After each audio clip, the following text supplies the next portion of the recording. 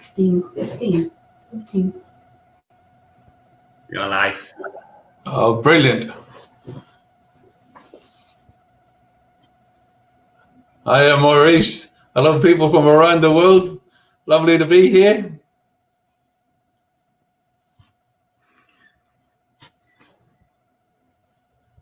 Good morning. No, it's good evening for Australia, of course. Yeah. Welcome everybody. I should probably go with a g'day. G'day Maurice and g'day people from around the world. That's my best Aussie accent I think I can do at this stage.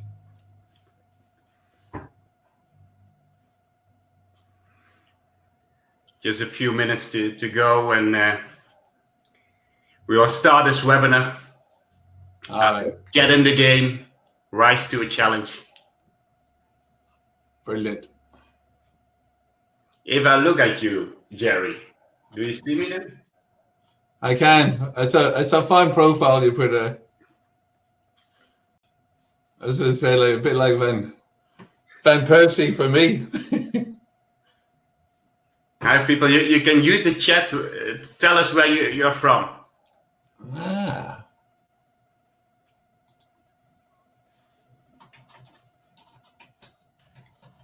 Hey everyone. Nice to see people coming in. Hello Lisa from Adelaide. Nice to see you. Where's that? Adelaide. Lisa, yep, Adelaide, our hometown. Yeah. Oh. Good wife Donna's robbed in, and g'day Rob. Rob Hartnett's here with us, which is fabulous. Australia. Yep, he's from Australia. We are about to begin in a few minutes. Welcome everybody. And Darren up there in the Gold Coast. Lovely. Well, Jerry.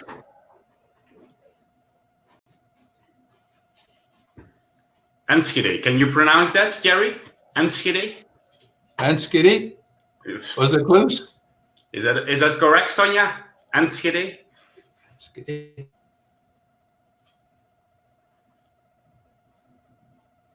Let's see. Hopefully when I get the score out of 10 for it. Well, shall we begin, Jerry? Yeah. Absolutely, mate. Coming in. Well, who are you, Jerry? I'm from a boy from a land down under. That's who I am, Maurice. What is it? Travelled all the way from Belfast when I was a kid back in the 70s. Come to the lucky country, as we call it down here. Yeah, new life. Some people think I was sent out here as a convict, but it's not true. Not true at all. And yourself, like, I'm loving this being an opportunity to go global with you. So thank you so much for making it happen, Maurice. So tell us a little bit about you. Didn't I bump into you about 20 years ago? Well, you're now a friend. You can call me Morris. Maurice. Jerry. Or Gary, Jerry. Yeah. No. It's beautiful to be back in Australia with you, and we try to also share the feeling of down under in this webinar. Well, a little thing about myself, of course. I'm the CEO for Assembly Speakers. I launched a community platform last year, bookingwellspeakers.com, and through that connection, through that community, we got our relationship. We built our relationship a few years ago, and the person who made that happen, we have now in our webinar, and we are very happy to have him here and to do this first and for sure not our last webinar with you. And the good thing is, of course, but you will introduce him in a bit, that I was 20 years ago, I was a backpacker in Australia. And I arrived in Melbourne in January 2000. Yeah, I celebrated the millennium in New Zealand. And it's not only an amazing country, it's also amazing people. And I always say, from the people make the country. And that's the whole difference what we have to do in this world. And I think there's a little connection, of course, with 20 years, because we never met, of course, but you met. Tell us, you met Peter 20 years ago. Yeah, like it was Peter 20 years ago. Same for me. Like, it's funny how we have a long history with working with guest speakers. So for me, it started 20 years ago with, of course, you were explaining about your father before that. But yeah, for 20 years ago, I was introduced to Peter, and we've remained friends ever since. Somehow we've worked our way through everything that's been thrown at us. But what I love about Peter that is, it just hasn't changed. His enthusiasm for life back then is still the same, probably even more so now. So, and if you were here in 2000, so that was the year we had the Sydney Olympics. So everything was happening in Australia. The whole world was focused on us. And it was an amazing games that we held. And it was great to see so many people come here. And we just got a chance to be ourselves, for people to see how welcoming and friendly we can be. As we're often said, it's a laid-back country. So that's how we treat our people. But yeah, and funny enough, I started our own business last year to connect the speakers and the communities. And then when Peter was the one that brought us together, and I was hesitant at first, I was going, no, who's this Maurice? What do I want to talk to him about? But then after getting to know you, within the 5 minutes, and then after an hour, it was like, I joked that we were like brothers from another mother. I had the same ethics, same ethos, and we just wanted to work with people who want to make the world a better place. And again, it comes back to this connection with our Mr. Peter Thurin for bringing us together, and it's wonderful to make this happen. Yeah, love it feels all right. We are on the same journey, we are on the same mission. Before we get Peter in, maybe some little explanation about the webinar. You are already using the chat function. Maybe that's most important. Of course, it will be an interactive webinar. You can ask questions whenever you want to ask questions. And most important, button is in the top of your screen. If you're suffering internet problems, just click on that button in the top of your screen, and hopefully it will solve all the problems. If not, just chat it to us. We have a back team behind us, and we will help you. Let's start. Let's do it, Jerry. Yeah, let's do it. I'll say a little bit about Peter, and we'll bring him in. Yes. So what can I say about our great friend who's brought us together? Oh, there he is. There's a man. Well, yeah, what can I say about Peter Thurin? For many years, people have across the globe, people are just panicking. The world's been turned upside down. I've heard it described as like a snow globe, and it's been shaken around, and it's set back down on the desk, and we wait to see how things settle. So for our first webinar, we knew that people needed some positivity. There was people were in crisis, people were concerned. I thought that we just need a good dose of positivity. And the first person that came to mind for me was our good friend Peter Thurin. And when I called him up to ask him if he'd be involved, I didn't even get to finish the sentence. He goes, "Of course I would, mate. Of course, count me in." And people loved it. They could feel the enthusiasm, the energy that he brings to the stage, he could bring to the screen. And then here he is, he's brought the two of us together, which is just fantastic. This man has an infectious enthusiasm for life, and it has to be the first man to do this together with us. So welcome, Peter. Oh, my goodness. Mate, only you and my mother say nice things about me, so I don't know where you're pulling this stuff from, but I'm loving every second. I'd rather just shut up and listen to you talk about me. Yeah, I knew you would, but that's not likely. Not going to happen. Well, it was worth a try. Mate, can I tell you honestly, I'm looking at you two boys here, and you both know that my whole philosophy on life is around, I believe that everything is a choice between easy to do and easy not to do. And choosing easy to do means focusing on what you can do rather than on what you can't do. And as we know, it's the first step to achieving anything in your life, but it's also the second step, and the third step, and I think you get the picture. And what really blew me away when Jerry and I have been friends for 20 plus years, and Maurice and I, we just clicked from the first time we chatted, and we caught it and we laughed with each other, we've laughed at each other, and I thought, you two boys need to get together. And I know there was a bit of angst at first, but I am cheering for you. I think the collaboration, more from Jerry than from Maurice, clearly. No, that's the absolute truth. But the fact that you've really found a way to make this happen and focus on what you can do, that's the easy to do step as opposed to easy not to do. The easy thing in life is to say no. And what I've learned is that that's the lazy person's easy way out. I say no to something, I don't have to think about it anymore. But sometimes in life you have to challenge yourself and find a way to say yes. And I'm applauding you two boys for finding a way to say yes, because that's why we're all together. Thanks to you, Peter. Thanks to you. That's joy. Yeah. Absolute joy. I mean, I'm loving every moment of this because, you know, we know that we're stronger together, and I want to take, and I'm in your face, and you know that. I want easy to do, easy not to do to become a global phenomenon, and it's with you two boys that I want to go on this journey. You know, we're on opposite sides of the world now.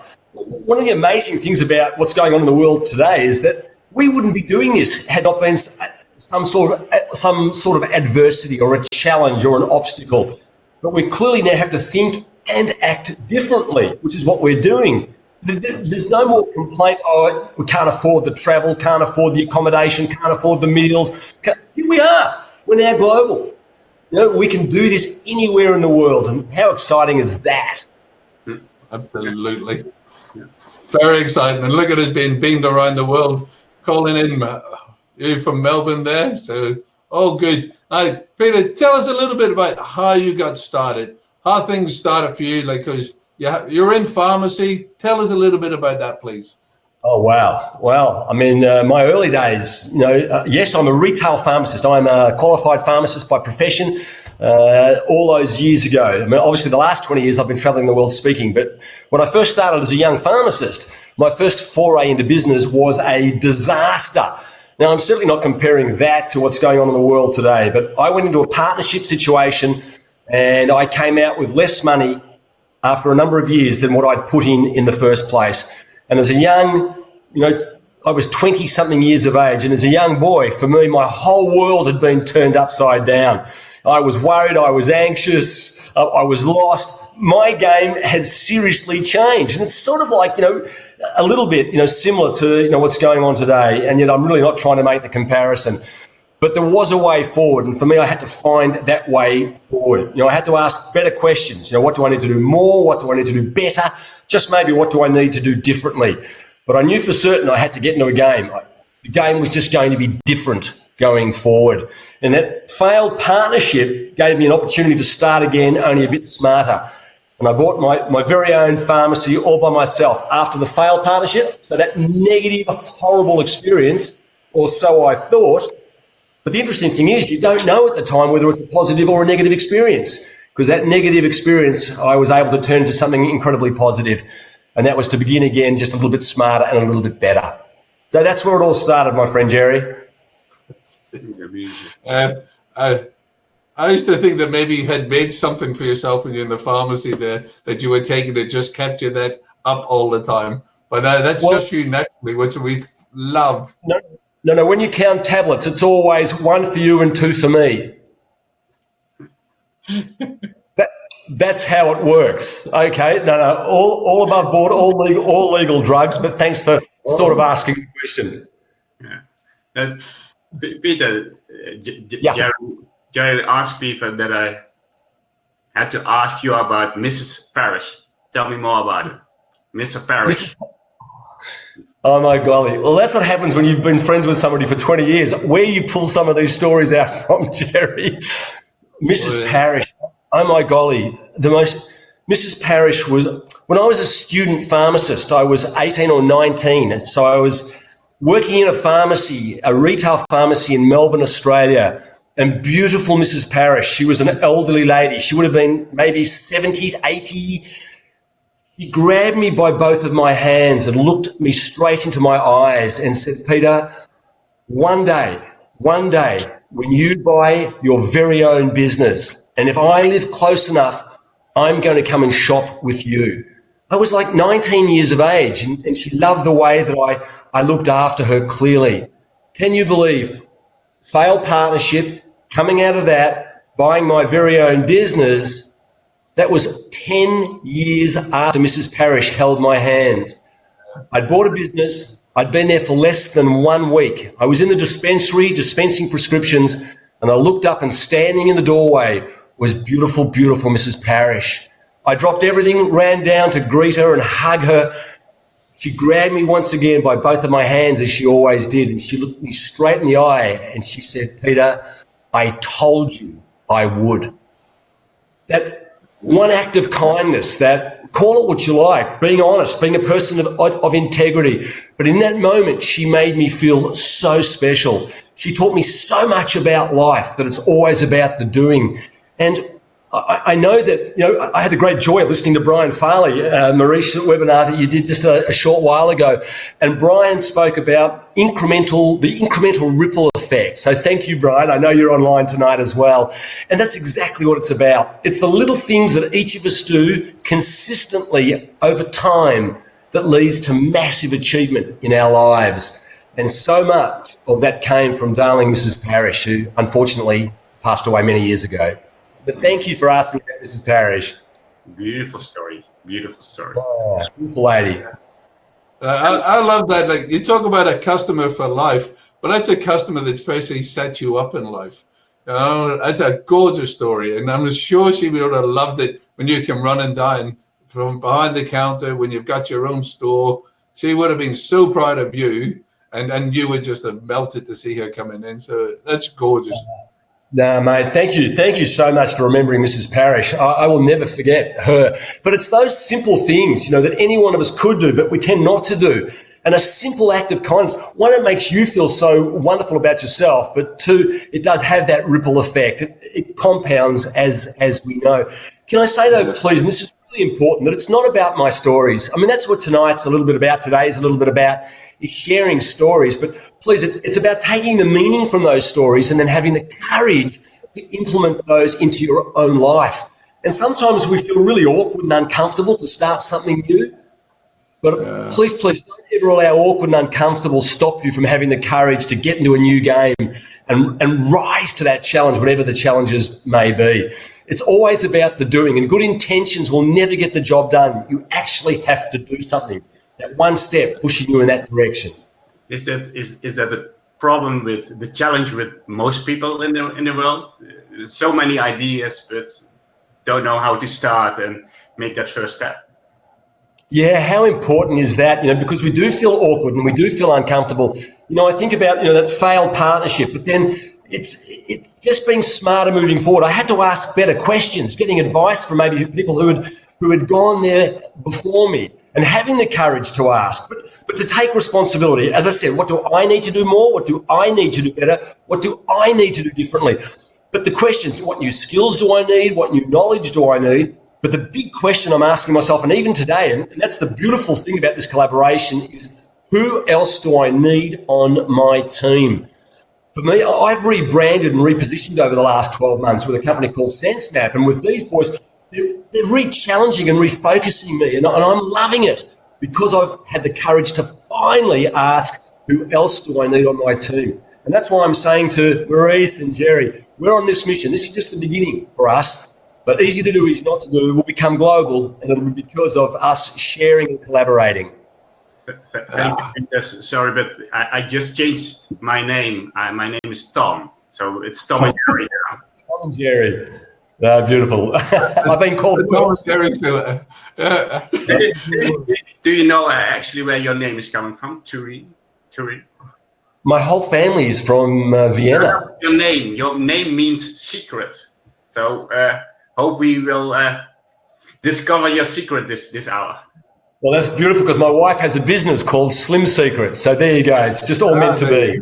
Yeah, and Morris is coming from Maurice, my name, and actually I looked that up. It's coming from Mauritius. The more people, it's a Muslim people, a mixture of Arab and Berber people. So long time ago. So in fact, we are Muslim people, Morris, Jerry. Oh, there you go. Well, sorry about it, but your turn, Jerry, to ask a question. First, sure. Maybe we have questions in the room, so just feel free to ask. Please just keep them coming. Please, let's keep sharing. Go, Jerry. Well, it's funny, Peter, there's a lovely segue there where you said team. It's about who you want on your team. But I'm going to take you back a step again, because it's about that taking action. And it was easy for you to say no to this, but it was like two things were a major factor for you. And it was like, you would have been, that pharmacist has been very busy, but you were asked to coach junior football. And I know that's made a big impact on you, because it would have been very easy for you to say, I'm too busy. Mate, you know, probably the two things really that changed my personal and my professional life were, one, starting martial arts being karate. My martial art was actually taekwondo. And two was coaching my little boy's junior football team. Now, that little boy is now in his 30s. But just to talk about the martial arts, talk about karate first. I had a dream as an 8-year-old boy to achieve a black belt in karate. As an 8-year-old boy, I thought how cool it would be to be like Bruce Lee. You know, every little kid wanted a black belt and wanted to be just like Bruce Lee. But it was a dream I had as an 8-year-old boy, but I didn't have the courage to get into the game until I turned 36. And it was a simple phone call that was so easy to do, but I'd been putting it off. It was impossible for me to achieve a black belt between the age of 8 and 36 because I didn't have the courage to get into the game.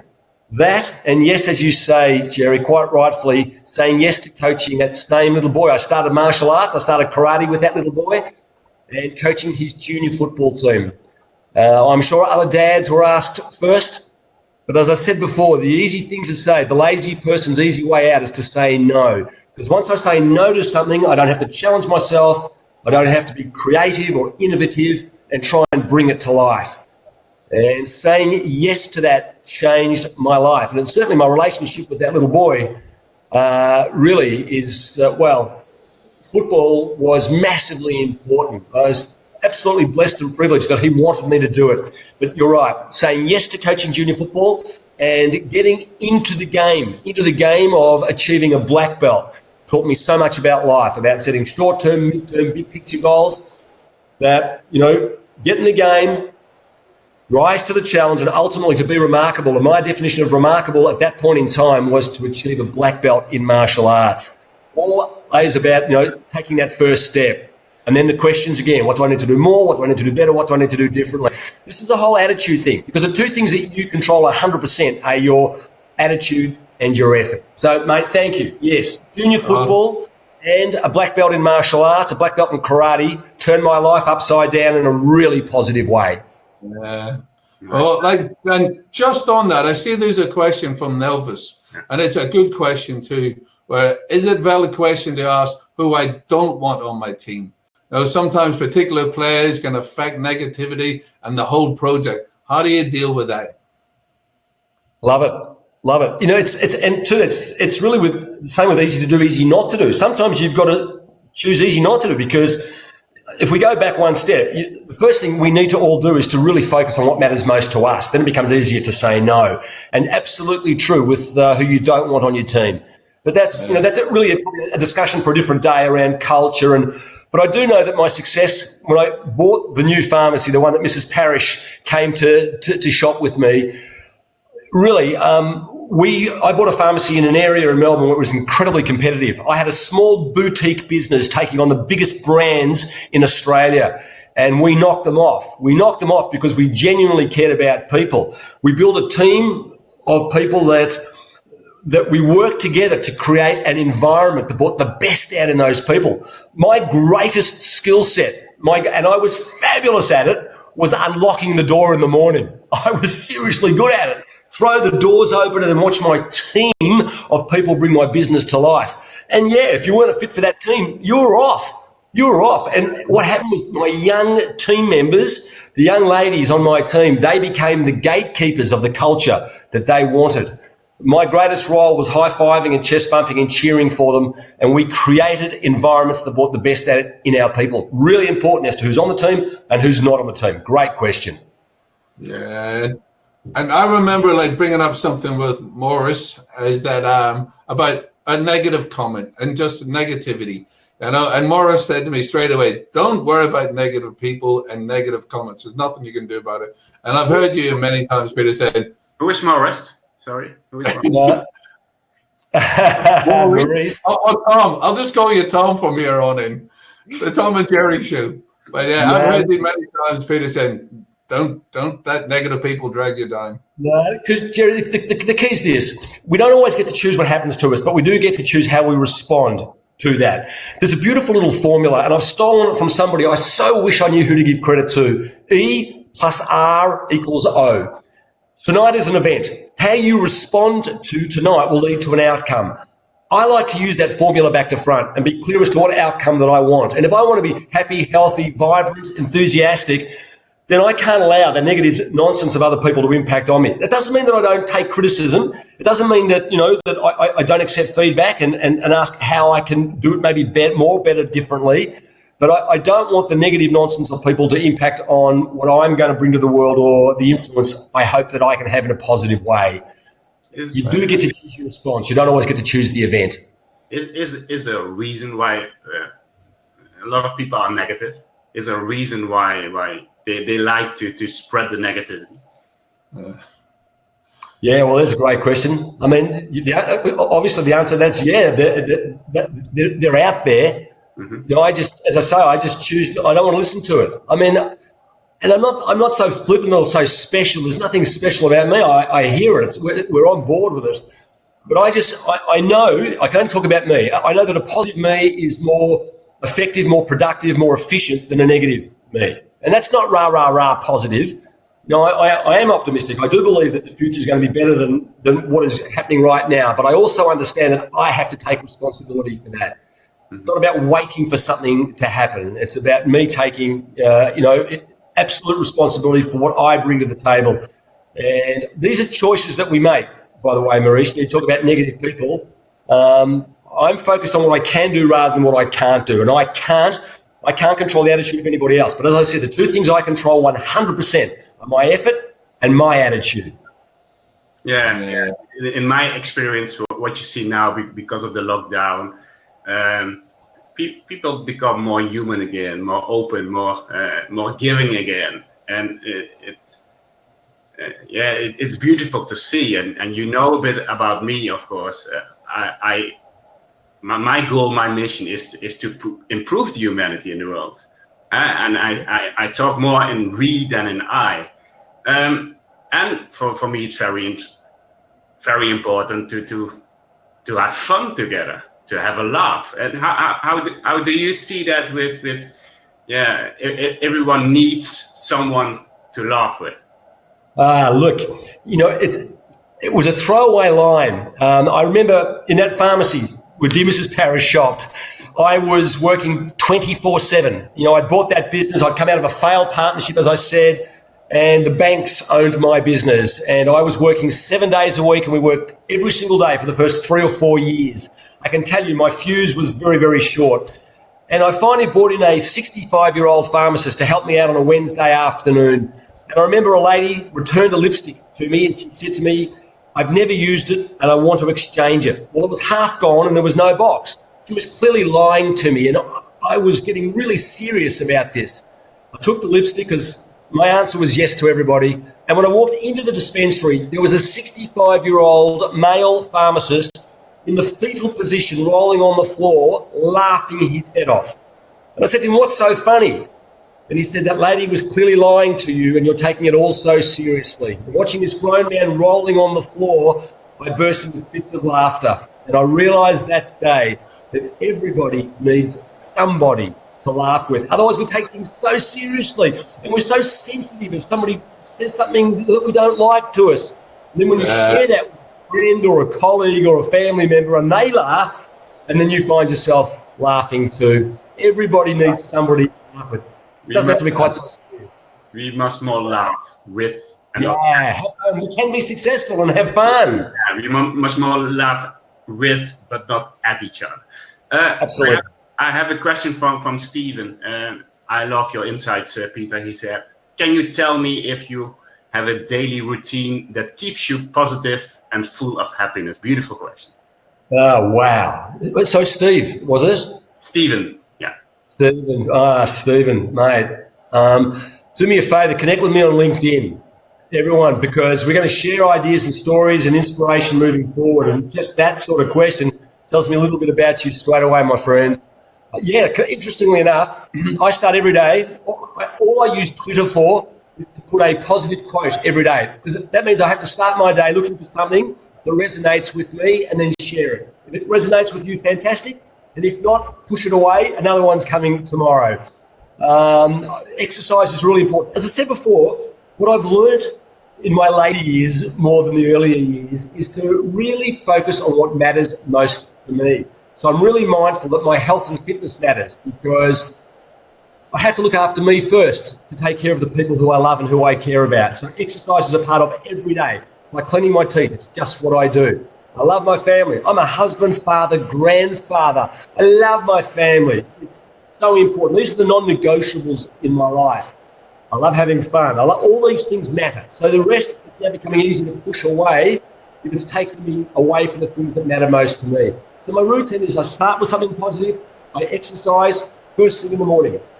Make it happen. And can I just, to that point, Steve, I hope this is relevant to you as well. I have a beautiful man. His name is Johnny, and I've been very spoilt going to conferences around the world. Johnny picks me up. He's a limousine driver. He's a beautiful human being the same age as me. But he has a very, very big tummy. And his tummy doesn't fit easily under the steering wheel of his car. And he looks at my tummy and he looks at his tummy and he realises that his tummy is much bigger than my tummy. And he can't quite work out because he says, I don't have time to exercise. Well, no, he doesn't have an hour a day, but he does have 5 or 6 lots of 10 minutes a day. Even if he did 3 times 10 minutes a day, that's 30 minutes a day, 210 minutes a week, 10,920 minutes a year. That's 182 hours of exercise if he just gets out and walks 3 times, 3 lots of 10 minutes a day. I hope that makes sense. Yeah, thank you. You see another question? Do you that, Jerry? Yeah, that was Carola. Yes. Have I got that right? Sure. Carola? Sorry, Carola. Yeah, Peter, Carol is asking, what is your advice about people acting nonchalantly, that's what I've always said, nonchalance about regarding the lockdown, and not taking social distancing seriously? Well, it's just common sense tells us, let's just behave, let's come through this, together. That's the point. And this is focusing on what you can do rather than what you can't do. It's so easy just to play by the rules. Unfortunately, all I want to do is hug and kiss my little grandchildren, my parents, my in-laws. These are people 90 and late 80s who I love. I want to hug and kiss them. But the sooner we come out of this and just behave, social distancing, not a great term as we know, but just play by the rules, basic hygiene, washing hands. These are things that we should be doing anyway. People who are nonchalant, really silly. Silly. It is silly. And just to go back on a positive side and come back to what Maurice was saying, or Tom, I shall call him from now on. As Tom was saying, it's like what's bringing us together. This is a mad time. But I love how we're looking out for each other. Neighbours who maybe don't normally speak, and I'm making sure that they're being looked after. I got told a beautiful story just last night where Donna's, my wife's auntie in Scotland, has coronavirus, right? And she's had it for about 4 to 5 weeks now. And she said it's the worst thing she's ever gone through. It's tough, and she could feel the breathing here. And I think she's in her mid-70s, something like that. So it was doing it real tough. But a nice thing that I got told last night, there was a new young couple moved into the house next door. There was neighbors who were there for like 30-odd years, and they had moved and the house was empty. But those young ones have come in there and they've gone, we need your phone number, anything you need. and they're putting slips under the door, just checking in all the time. And that's a beautiful thing. Like, those who are not playing by the rules, shame. But, you know, the good that's coming out of it has been amazing. Well, mate, can I tell you, I know a quote from Desmond Tutu, okay? So I'm writing a new book with my friend Brett from SenseMap, the A to Z. It's the first in the series of Easy to Do. And this beautiful quote on kindness from Desmond Tutu. Do your little bit of good where you are. It's those little bits of good put together that overwhelm the world. Now, these things are easy to do, but they're also easy not to do. And we've got to make a decision as to what outcomes we want. What do we want the world to look like? What are you going to do? What are you going to do more, better, differently? Are you prepared to get into the game and rise to the challenge? And I call it a game because understand that this time of adversity now, there will be other times in our lives where we'll go through adversity, where we will be challenged. And we need to really focus, on what I can do rather than what I can't do. And it's always choosing to take that first step to get into the game. And that's easy to do. That's also easy not to do. Mate, that's a beautiful story. We need to collect great stories and share them. And that's why I'm inviting people to, invite me to connect on LinkedIn, because that's what we'll do. That's what brought us together, for goodness sakes. Mm-hmm. It's through that platform. And if we're putting out great positive stories around easy to do and what I've chosen to do and the impact on people, then we're going to learn and grow together. I'll say it again. It's not about my stories. It's how you take the meaning from the stories and have the courage to bring them to life. Before we go into Bradley has a question. You're saying we have to learn with each other, from each other. Is that, of course, we do it for the next generation, for our children, for our. What can we learn from children at the moment? Because. Look, I got the most beautiful little video from my little granddaughter the other day. She calls me Papa, and she made me feel like a rock star. So easy to do, but if you ask me about kids, look, there's inspiration all around us. I just shared 2 quick stories with you about my kids. I know that's very self-indulgent, but remember, it's not about my stories. My youngest son, when he was playing football, he was only 8 or 9 years of age, he broke his arm. I thought he'd broken his arm at the end of a game of football. So I took him to the doctor. The arm was extra. Football or soccer? For you? Australian rules football, but I'll just call it football for the sake of the story. But yeah, no, good question. I thought he'd broken his arm, so I took him to the doctor. It was x-rayed, and sure enough, it was broken. His little arm, 8 years of age, was put into plaster all the way from his shoulder to his wrist. As you can imagine, the drive home was a little bit quiet. When out of the silence, from nowhere, he turns to face me and he says, "Dad." I said, "Yes, mate." "What?" He said, "Dad." I said, "Yes, mate." He said, "I am such a lucky boy." I thought, "Wow, he's just broken his arm. Where's he going with this?" I said, "Tell me more, tell me more." He said, "Dad, the doctor just said I can't play football for 6 weeks." I said, "I know." I said, "Well, where are you going with this?" He said, "Well, Dad, that means I can play the last game of the season." This little boy's mind was totally focused on what he could do, not on what he couldn't do. What an extraordinary lesson for life, that little mind working on can do versus can't do. And one other little kid story, my daughter, her name is Mel, excuse me. As a little girl, she now is a mum with 3 beautiful little kiddies, my little grandchildren. But as a little girl, she always wanted a dog. And I didn't grow up with dogs. And to be honest with you, I think I was scared of dogs. And she used to beg with me, "Daddy, please can we have a dog?" The answer was no. "Daddy, please can we have a dog?" The answer was no. "Daddy, no." Then one day I went out to the letterbox, the mailbox, to collect the mail. And between 2 envelopes was a little note that simply said, "Dear Mel's Dad, please," underlined, "can Mel have a dog? Signed, God." My little girl has gone to the highest authority that she knew. And guess what happened after we got that note? We got a dog. And my little girl taught me to love that dog for the next 15 years. And when that dog passed away, my little girl's father was an absolute cot case, an absolute sook, couldn't stop crying. So there you go. There's inspiration all around us, but it's how we take that inspiration and have the courage to implement into our lives, moving from inspiration to application. It's always about the doing. Yeah, we can learn more from children than from adults. So beautiful. Thank you for asking me. I could talk about my kids and my grandkids all day, but again, it's not about me, it's not about my stories, but how you take the meaning from those stories. Bradley has a question. What part of your book, Black Belt in Excellence, do you like the most? Well, Black Belt in Excellence is where I was. As I said, I've rebranded and repositioned now. So Black Belt in Excellence, the Black Belt was part of the easy to do, easy not to do story. Excuse me. There is a story in that book, though, that I like very much because it came from somebody else. A friend of mine, when he read the book, he said to me, Peter, there's one story in particular that I love in your book. And I said, what's that? He said, actually, it's 6 words. And I said, what are they? He said, you tell a story and there's 6 words. That I said, what are they? And he said, there's a story that you tell that you had a wife, 3 children, 3 pharmacies, but when you were training for your black belt in karate, that out of necessity, you used to train at 4 o'clock in the morning. And I said, that's true.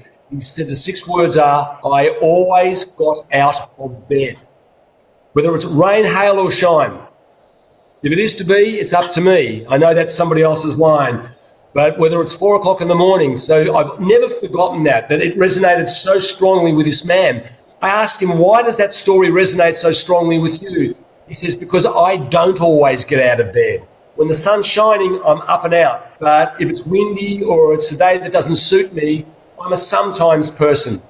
So we spoke about excellence being an all-the-time thing, not a sometimes thing. We spoke about the difference between being interested in achieving your goals versus being committed. The non-negotiables, to get into the game and rise to the challenge. There will be challenges. What new skills do I need? What new knowledge do I need? Who else do I need on my team that I can go shoulder to shoulder with to help me bring my goals to life so I can work with them to bring their goals to life? I always got out of bed. Take responsibility, please. And it's great. That's a lovely lead into, because there is challenges ahead. And I love the question from Lawrence. Lawrence is just saying she totally agrees with the positivity that in the mindset that the lockdown has created. What advice can we keep giving for when things go back to a new normal? Yeah, we're not sure what it's going to be, are we? The new normal, but we know things are going to be different. You know, the world has been turned upside down, but there is a way forward. The game's changed. I look. My heart bleeds for families who have lost, loved ones. I mean, it's awful. I mean, how else do you describe it? And people who financially, but as you know, the world of a speaker, my diary went from looking really attractive for 2020 to any day you asked me, was I available? The answer was yes. So, again, I don't always get to control the event, but I have to take responsibility for how I respond. I don't know what that world is going to look like, but I do know that if ever it needed to be reinforced, I love what I do. I want to take easy to do, easy not to do. I want it to become global. I want to go with people who I have massive respect for, Jerry and Maurice, and people who I receive and I hope give joy working with. So the decisions, but please stay focused on what matters most to you, whatever the outcome.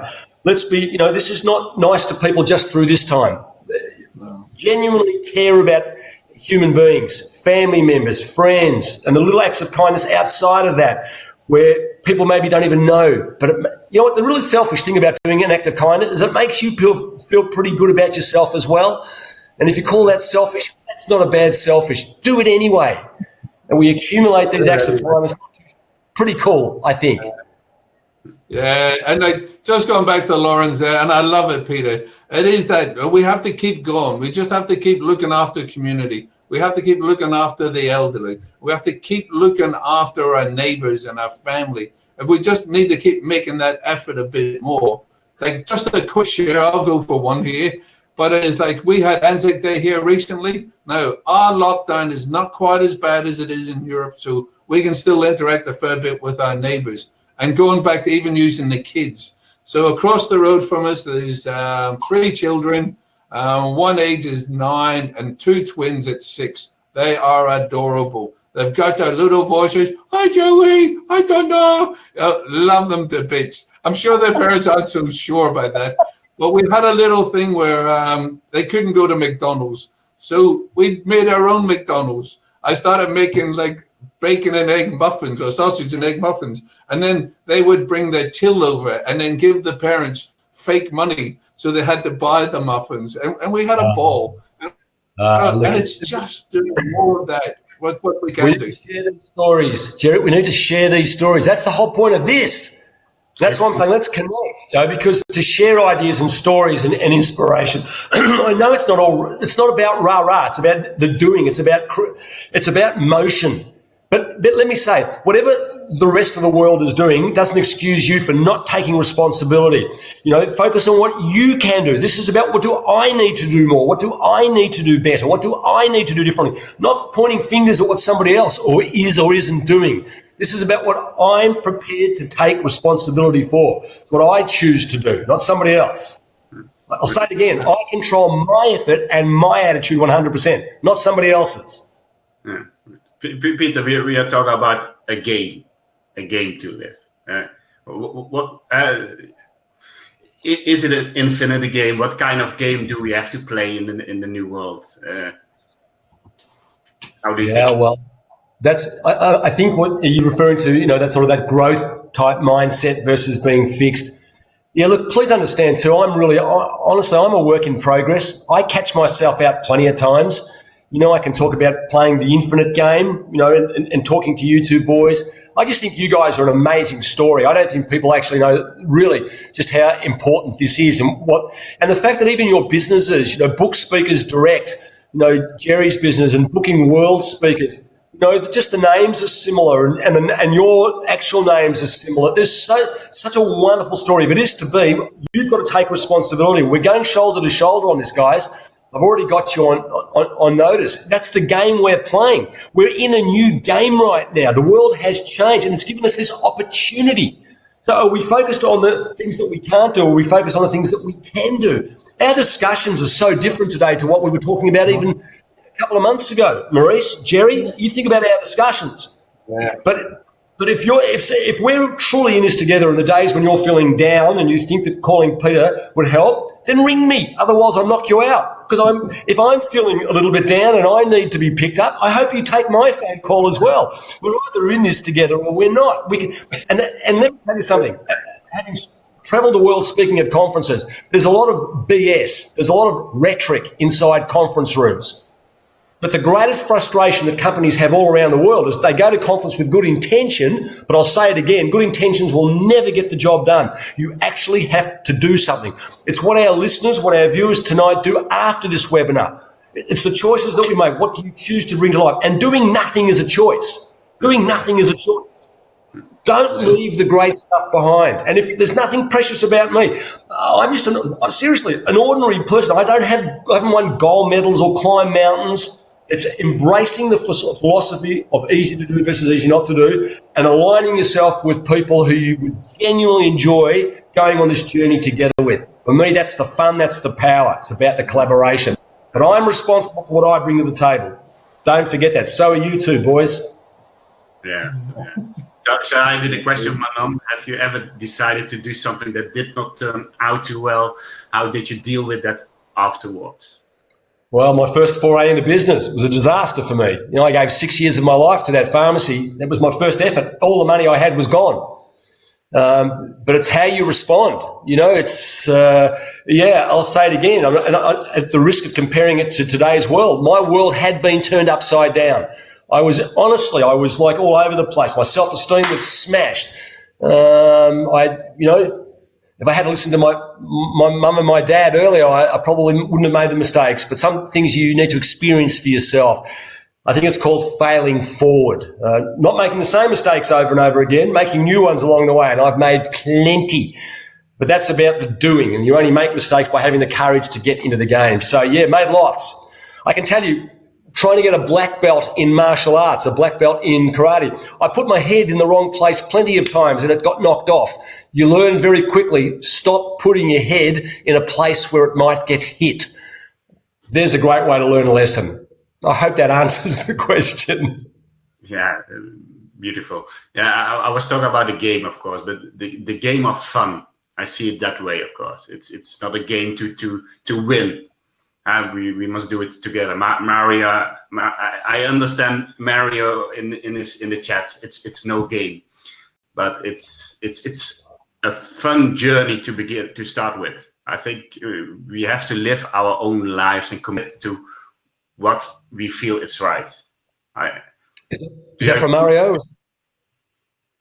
Yeah, good. Yes, mate. I'll say it again. The starting point is to focus on what matters most to you. Such an important starting point. You know, I hear people tell me that their health and fitness matters to them, and they're the ones that have got double portions of bacon and hash browns, and then they go and get triple dessert. There's a bit of a disconnect. Or people that tell me how much they love their family, but they'd rather go to the pub and have a few extra beers with their mates than go home for story time with their children. Again, there's a disconnect. And it's not trying to convince me, look at me. No, you need to take responsibility. Be clear on what matters most to you. They become your non-negotiables, and bring them to life. And wherever you are, be there. You know, story time, be at story time. And then when you're looking at the proposal on your desk, then focus on that. But wherever you are, be there. Really be in the moment and bring it to life. Yeah, to talk about collaboration, of course. From the very first minute, it felt right between us, you Peter, and me. With the very first minute, it felt right with Jerry. It's a feeling. It's sometimes also intuition, and also sometimes feels not right with people. Yeah. And I've got it wrong plenty of times too. You know, when I'm putting my teams to answer the team's question before my pharmacies, you know, the thing that I'm proudest of in all my years of owning pharmacies is the length of time people stayed with me, because that's not about me. That's about what we created together. But I got it very right, and there were times when I got it very wrong. And hopefully you just get smarter as you go, and you have the courage to bring other people into your decision-making. 4 words that served me really well in my time in pharmacy when speaking to my team of people. Before I gave them my opinion, I would ask them, what do you think? What do you think? And truly listen to them. And I just got better at engaging and getting guidance and advice and ideas and stories from the young people on my team. Really, so inspiring. But I'll say it again, it's moving from inspiration to application. Please, it's always about that doing. Yeah, but what's the next step? I think maybe Jerry agrees with them. We are living in this event and speaking industry. A lot of people are asking questions. And for me, I want to help the world. So when everybody asks me something, I want to help him. And I agree that's the same focus that Jerry has. But still, a day only has 24 hours. And sometimes you feel at the end of the day, oh, I missed the best part, and I had to take another step, and I had to better say no to that people. What is your opinion about it? Yeah, I read a wonderful book recently, which a wonderful friend of mine, PJ, I think he's online tonight as well. And the whole concept of this book was about being better at less.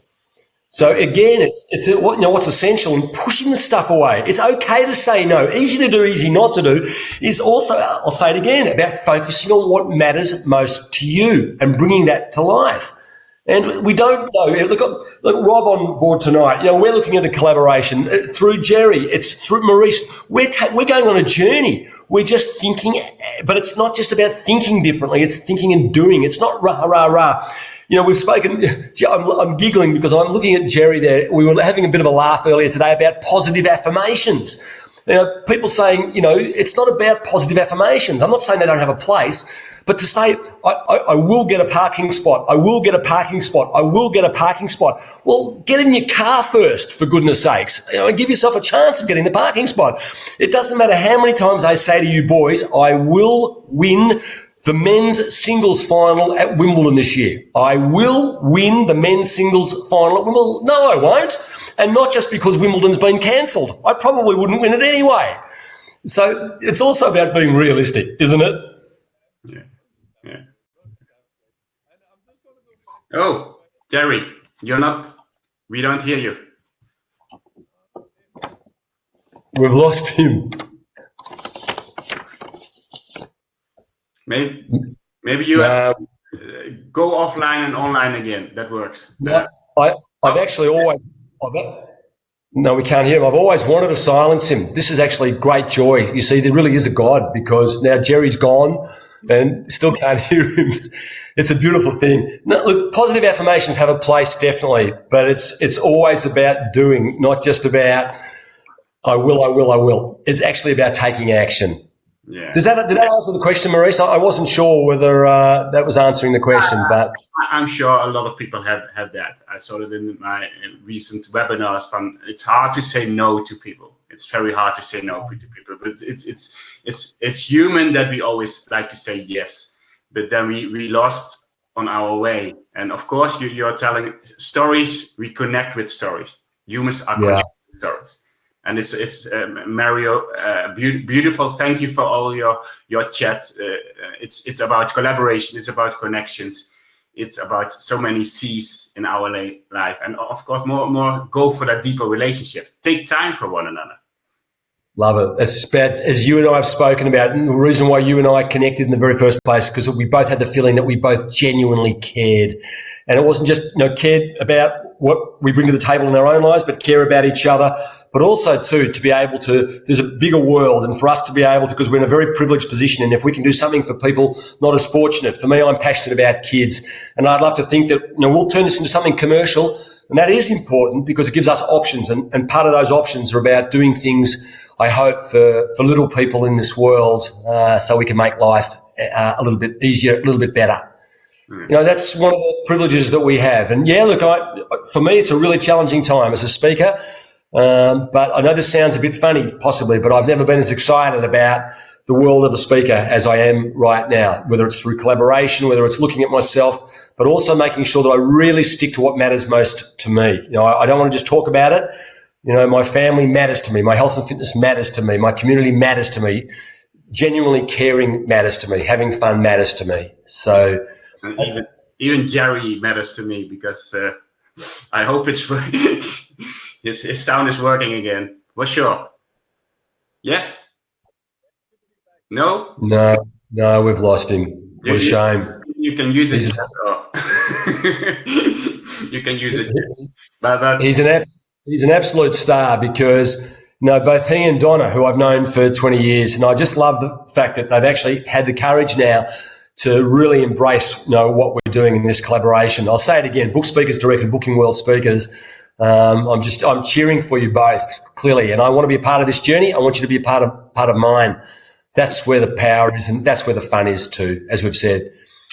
I hope tonight's been valuable to our friends. As I said, connect with me on LinkedIn. That way we stay connected and we share ideas and stories. The A to Z of Easy to Do will be available soon. And again, it's only the first in the series. I'm learning from this, and I think it's really important. And just to your point about me being a positive person, my friend Brett, he knows who he is, refers to me as annoyingly enthusiastic.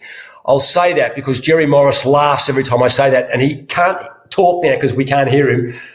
But I think Jerry Morris spends a fair bit of his time laughing at me, not necessarily with me, and I love him for it, just quietly. You can't say a thing, we can't hear him. Maurice, thank you so much, my friend. This has been amazing. We are the last couple of minutes. I really hope that we hear Jerry try to do it again. Turn on your audio. Because are there any more questions in the chat? If they're not, while you're looking for that question, I'm just going to say one more time that honestly for me, everything in life is a choice between easy to do and easy not to do. And choosing easy to do means focusing on what you can do rather than on what you can't do. And what I've learned in my journey around the world is the best in the world, the best companies, organizations, individuals, franchisers, learn to find it easy to do the things that others find it easy not to do. Get into the game. Rise to the challenge. Look at the things that you can do more, look at the things you can do better, look at the things that you can do differently, and have as much fun as you possibly can and bring people along for the ride. There's so much more joy in doing that. Yeah. Last couple of remarks, takeaways for the people who just joined, and of course, I would love to do this again with you both. So give me a last shot. How to get in the game, how to rise to the challenge today. Yeah, look, it's a choice. It's always about the doing. Take that small step and feel really good about yourself. It's not about being fit and healthy. It's about 2 sit-ups and 2 push-ups. 2 sit-ups and 2 push-ups today turns into 3 tomorrow, turns into 5, and all of a sudden you start moving in the direction of the goals that you say that are important. Get into the game, 2 sit-ups and 2 push-ups. If it's the family game or somebody where you've had that fractured relationship, somebody, make the phone call, send somebody a message saying, I love you, I'm thinking of you, I care about you. It's so easy to do, it's so easy not to do. And you have the power of choice. Read something new and different, put something positive into your system and share it with somebody. Again, it's moving from inspiration to application, but it's always about the doing, focusing on what you can do, not on what you can't do, and bringing it to life. Bringing it to life. Easy to do versus easy not to do. Okay. Maurice, I'm going to say before, because I know you're going to close this up in a moment, I just want to say a massive thank you to everybody for coming on board today. But to you, my friend, and to Jerry and Donna Morris, I hope you can feel the hug. I know at the moment we're distancing, but I really hope you can feel the hug. I love you for doing this, and we're just getting started. I want as many people along for this ride as possible, my friend, but doing it with you is a joy. Yeah, Jerry is coming in, so I hope the sound is now working. It's the digital thing, of course, and some things are easy to do, some things are easy not to do. Does it work, Jerry? Not really. Then you can use the chat to say goodbye to everyone, or maybe you still have a question for Peter.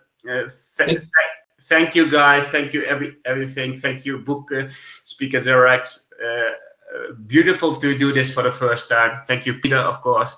Been a joy. Bring us in, the 3. Just smile to the camera and.